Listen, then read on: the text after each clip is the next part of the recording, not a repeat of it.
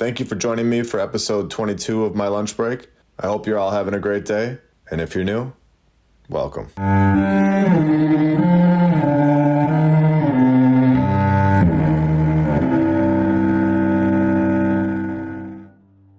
Okay, let's just start episode 22 off with a bang. Philadelphia, Pennsylvania, the Odd Fellows Temple. The Odd Fellows decided to build their hall 1 block north of the Masonic Temple. Interesting choice. December 12th, 1892. They began construction, so they say. 3 short years later, this building was completed. The first 3 stories, outer walls, were made of marble. And remember, this is simple construction in the 1800s. Marble just came standard with the outer walls of buildings. It was your modern day, plastic siding. It held an auditorium seating 2,000 people, while at the same time having over 100 offices, among other things. Now for the fun part. Who drew this place up? The architects were Edward Hazelhurst and Samuel Huckle. Now here's a funny addition to the story. If you've seen my first 21 episodes, you'll know exactly why this is funny. This building was fireproof. A fireproof building in 1892. Why were they not all fireproof buildings? All over the place, considering every single one of their buildings pretty much eventually burned to the ground, out of nowhere.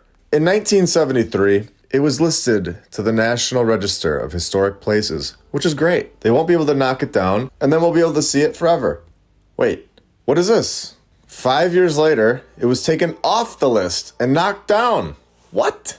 What happened? No information on Wikipedia. Apparently they destroyed its existence on there as well. So we're gonna have to dig deeper, and that's fine. The building was destroyed for possibly the dumbest reason of all time, which makes me think that they wanted it gone and out of our sight. The reason was to expand a convention center. They say that this building had a curved marble lobby staircase. We get the architects' names, but never do we get the construction team that actually got their hands dirty and made the blueprints come to life. We don't get this because Hazelhurst and Huckle, in my opinion, were not the designers of this building. They also did not build the building. They did not own a construction company, and they have no mention of hiring one either. This is a key point in our investigation. Who built the building? Are we the only ones asking these questions? If you think we are, think again. Here we are in the comments section of this same article. The very first comment, written by an anonymous, asks, the real question is, why can't today's architects design buildings that effortlessly fit the streetscape as was generally the case in the early 20th century? So we are not alone. We don't build like that because we didn't build that building, in my opinion, of course. Now, I was on Google Earth just looking at this road,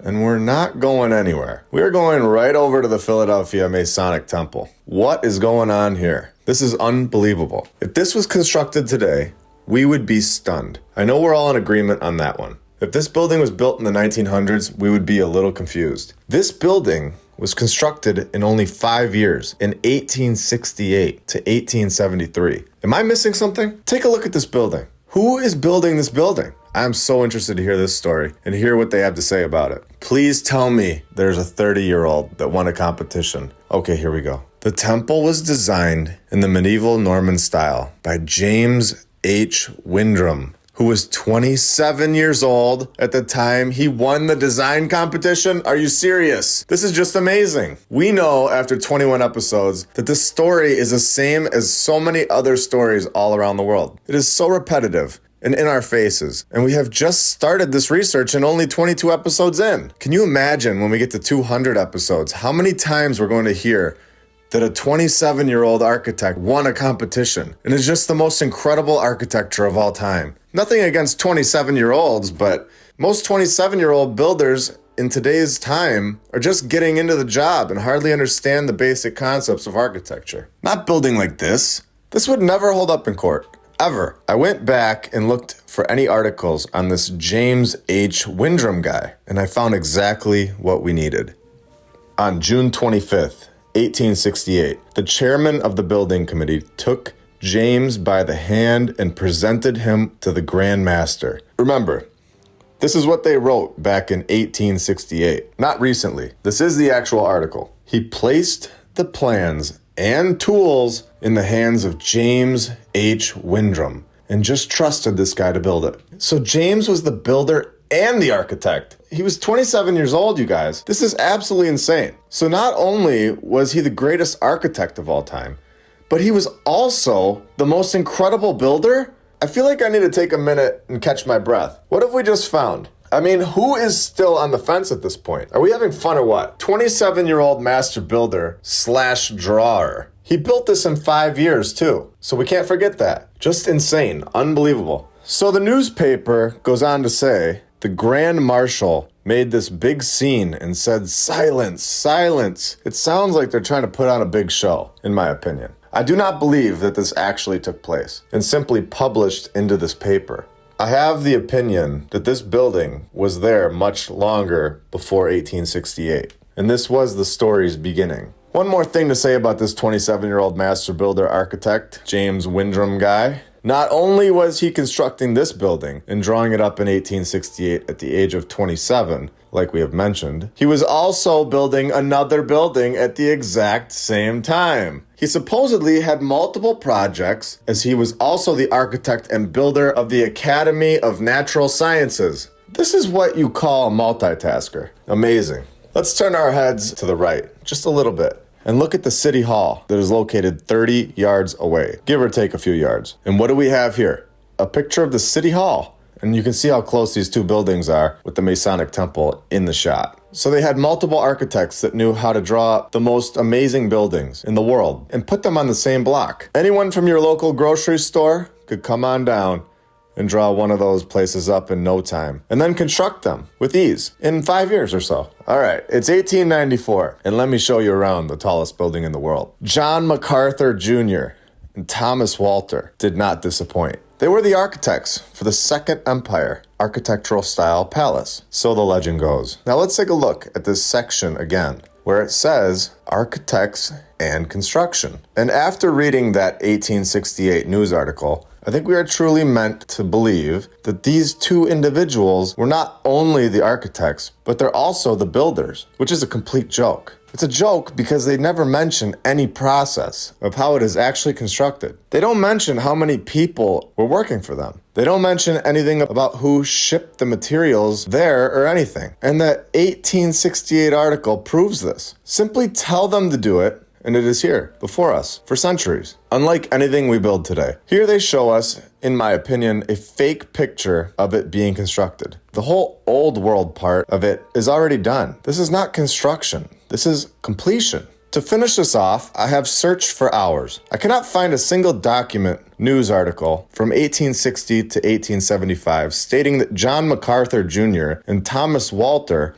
were constructing or even in charge of designing this building. This is 100% my opinion based on my research. But in my opinion, these characters had zero involvement in constructing this building. I was able to find a document stating that John MacArthur was in Chicago in 1872. So basically right after the Philadelphia City Hall construction began, MacArthur wasn't even in Philadelphia. How can MacArthur be in charge of constructing the most incredible building in Philadelphia?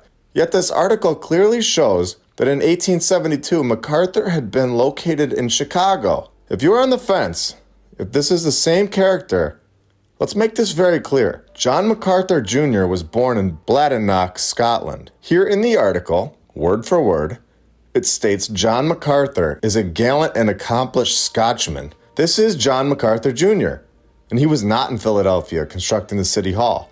He was in Chicago. My closing statement here, and of course, this is my opinion, but based on facts, is that the Philadelphia City Hall is an old world building, and this story about MacArthur and his pal is a lie.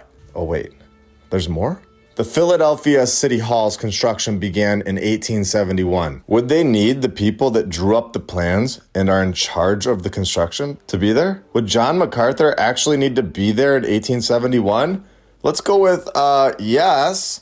Let's go with, duh. Where could John MacArthur be in September of 1871? Try Austin, Texas. Does anyone at this point still think John MacArthur was the architect of the Philadelphia City Hall? Do you think he was there to construct it?